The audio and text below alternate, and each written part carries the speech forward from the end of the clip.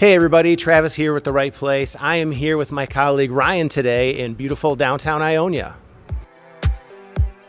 So Ryan, not only are you the executive director of the Ionia County Economic Alliance, but you've got roots here. You're born and raised and from this area. So Tell me a little bit about downtown Ionia, kind of how it's changed over the years, that kind of thing. Yeah, I've lived and worked in Ionia County my entire life. I remember as a kid, my parents bringing me down to Ionia with my mom working in the area, my dad being a county commissioner. So lots of great memories, and it's been great over the last couple of years to see all of the changes and the restoration of all of these historic buildings here in downtown.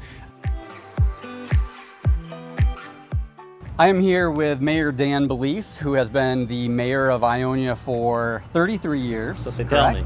And why don't you tell me all the great things that are happening here in Ionia and why it's such a special place to you? Well, there's too many great things happening in Ionia in general, but downtown we've got some really exciting things going on. I think we're going to concentrate on downtown today.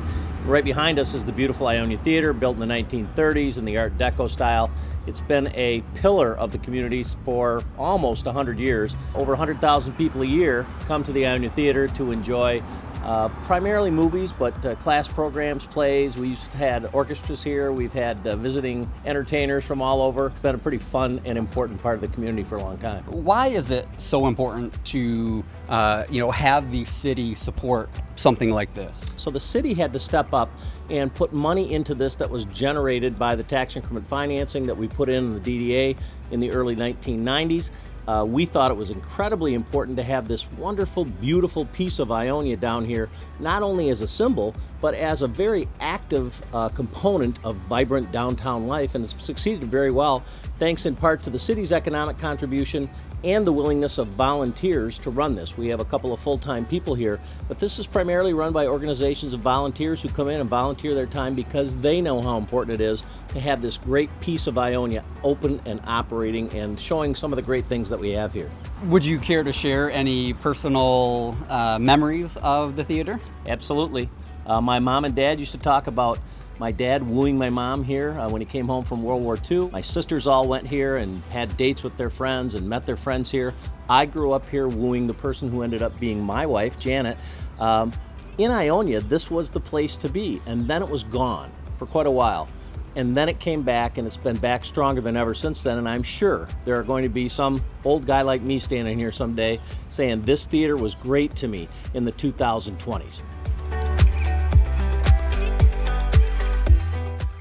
So Ryan, from an economic development perspective, I know The Right Place is looking at placemaking, community development as, kind of a way to attract and keep talent in our region. How are you seeing that sort of activity here in Ionia County?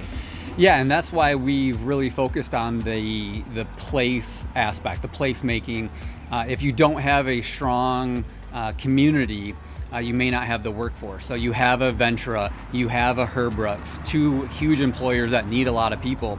And for them to have the talent pool to get the workforce that they need, you need to have a strong community aspect. So that's why the schools are very important. That's why the libraries are very important. That's why having housing is all very important. It all ties together. Economic development touches everything. And so from the big picture of it, to have a strong, vibrant downtown community like we have here in Ionia is going to benefit those manufacturers. Yeah, and just like you said, Ryan, from kind of a thriving downtown business district, shopping opportunities, schools, libraries, is just another great example of why place matters in West Michigan.